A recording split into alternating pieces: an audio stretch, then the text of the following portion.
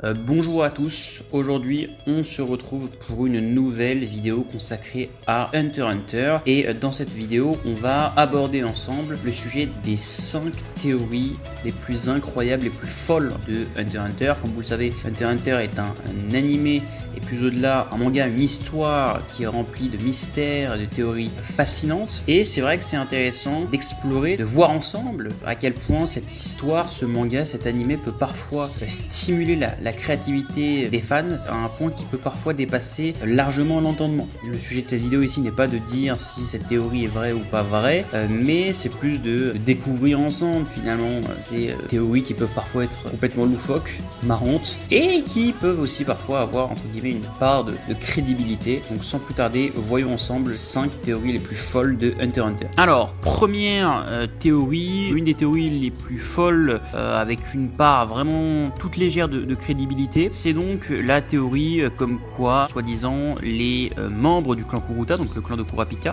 la tribu de Kurapika, serait originaire du Dark Continent. Alors c'est vrai que c'est une théorie qui est vraiment pour le coup basée sur quasiment rien du tout. On a 3 éléments qui sont mis en avant par les gens qui soutiennent cette théorie. Le premier élément, c'est une similarité qui existerait apparemment entre la robe de Kurapika et des motifs, des symboles qui seraient présents au niveau du panel qu'on a pu voir du Dark Continent. Pour le coup, c'est vrai que moi j'ai pas vraiment relevé de similarité entre des symboles, des motifs qui seraient présents au niveau de la robe de Kurapika et des motifs présents au niveau du panel du Dark Continent. Ensuite, deuxième élément, apparemment des gens relèvent une similarité entre ce que vous pouvez voir ici à droite, qui est une espèce de hutte en fait, une hutte avec des motifs ici qu'on peut observer. Les gens relèvent une similarité avec justement ce qu'on peut observer à gauche, qui est, je sais pas vraiment comment on appelle ça, des pierres, je ne sais quoi, qui, il est vrai, présente une forme un petit peu en cabanon,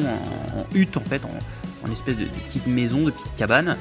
Et là où je trouve par contre que c'est assez tiré par les cheveux, c'est que je relève pas vraiment de ressemblance particulière entre la hutte qu'on peut voir à droite, qui est pour le coup une vraie hutte, un vrai cabanon en quelque sorte, et justement les pierres qu'on observe à gauche. Il y a une similarité d'un point de vue de la forme, mais par contre on n'est clairement pas sur une ressemblance flagrante entre l'image de droite et l'image de gauche. Troisième élément ensuite, c'est sans doute l'élément le plus intéressant de cette théorie, l'élément le plus pertinent de cette théorie, c'est pour ça que j'évoquais en introduction de cette théorie la part de crédibilité qu'elle peut avoir, c'est l'élément de l'oiseau. L'élément de l'oiseau, je vais vous expliquer c'est quoi. En gros, ici sur le panel que vous pouvez observer, à droite, donc vous voyez un oiseau, une espèce d'oiseau ou un canard à proximité d'un lac, je ne sais pas vraiment ce que c'est.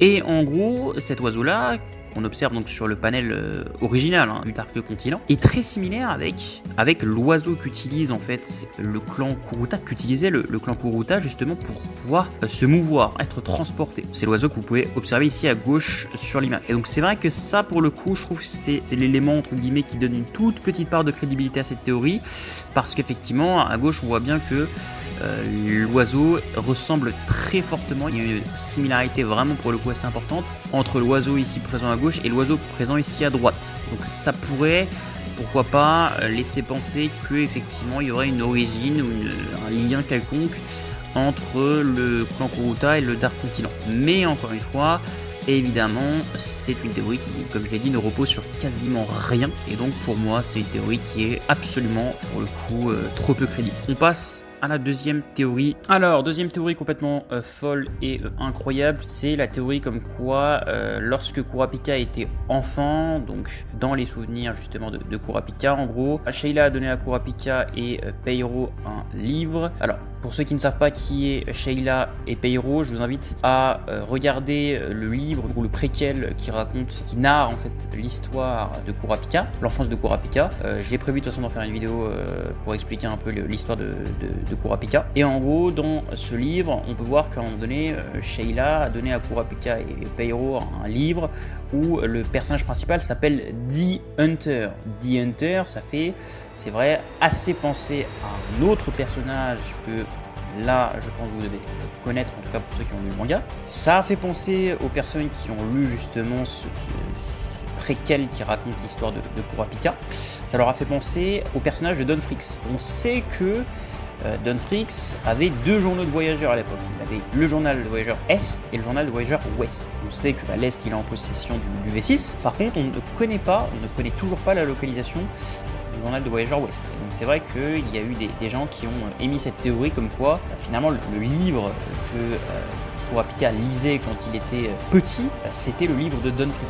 Et donc c'est vrai que je suis assez mitigé sur cette théorie parce qu'effectivement d'un côté on sait que il y a le livre justement, il y a le journal de voyageurs Ouest de Dunfrix qui demeure introuvable, et on sait que on a ce personnage principal du livre que lisait Kurapika qui s'appelle The Hunter. C'est vrai que ça peut un petit peu porter à confusion et ça peut laisser penser qu'effectivement il lisait le livre de Dunfrix, et donc ça pourrait du coup aussi laisser penser que du coup potentiellement Kurapika connaît, en tout cas dispose d'informations sur le Dark Continent, notamment si justement s'il s'avérait que c'était bien le livre de Dunfrix qu'il lisait. On passe ensuite à la troisième théorie complètement folle. Alors, troisième théorie complètement folle, c'est la théorie comme quoi Phaeton serait le fils de Kikyo et donc serait lié aux Zoldyck. Alors, c'est vrai que c'est une théorie que j'avais déjà évoquée lors de ma vidéo consacrée au secret de la Brigade Fantôme. C'est vrai que c'est une théorie qui existe depuis un certain temps d'Hunter x Hunter.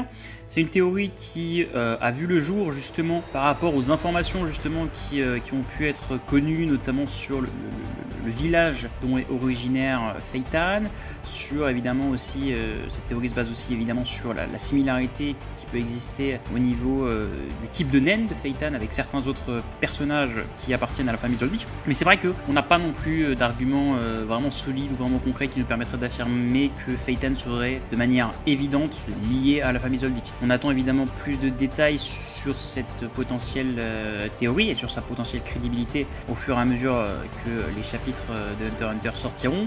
Peut-être l'œuvre viendra invalider ou bien valider cette théorie. Pour le moment, personnellement, je trouve que la théorie peut avoir une part de crédibilité, mais qu'il n'y a absolument rien en fait qui permet d'attester ou de donner un caractère vraiment très entendant à cette théorie. C'est une théorie comme plein d'autres, mais pour le moment, rien de bien concret. Ça reste que de la théorie. On arrive ensuite à la quatrième théorie. Alors, quatrième théorie complètement folle, et vous allez remarquer qu'en fait la grande majorité des interrogations qu'on peut avoir sur l'univers d'Hunter x Hunter donne lieu à des théories avec pour origine le Dark Continent. C'est assez marrant. Alors la quatrième théorie, donc complètement folle, c'est une théorie qui nous dit que la mer de Gon serait issue du continent caché, du Dark Continent, et donc on aurait potentiellement, selon cette théorie, des informations sur la mer de Gon, peut-être même sa présence physique, au niveau du Dark Continent.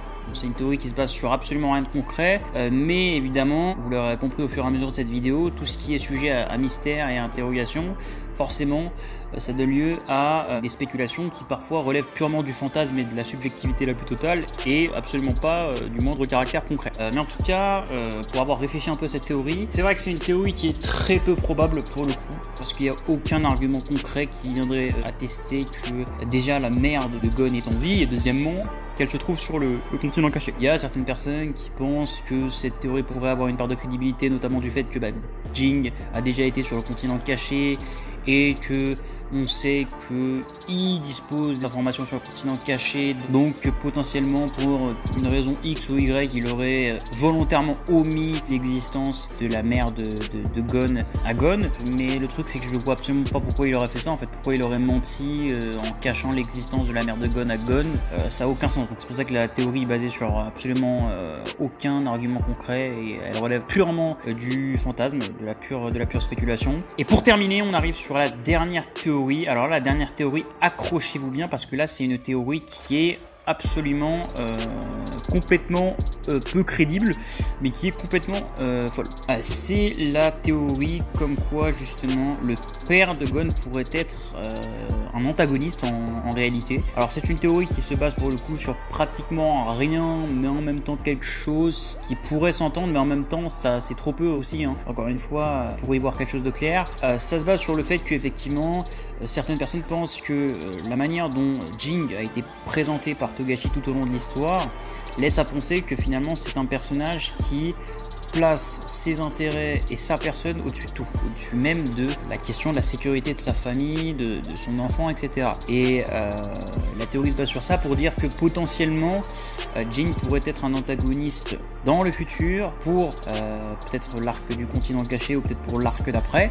On n'en sait rien, pour le coup on n'en sait absolument rien. Pareil, j'ai du mal à y voir quelque chose de concret là-dessus. Ça se base sur quelque chose qui est littéralement purement spéculatif. D'un côté, bon, on pourrait se dire que c'est vrai que Togashi a présenté tout au long de l'histoire Jin comme un personnage qui pense beaucoup à soi-même et qui en a un peu rien à foutre des autres. Et donc on pourrait avoir potentiellement une espèce de rivalité entre guillemets qui se crée entre père et fils à la fin de l'œuvre. Après, de là à ce que Jin devienne un antagoniste, j'avoue que c'est ultra capillotracté quand même. Mais bon, vous connaissez la créativité et l'imagination des fans de Hunter x Hunter.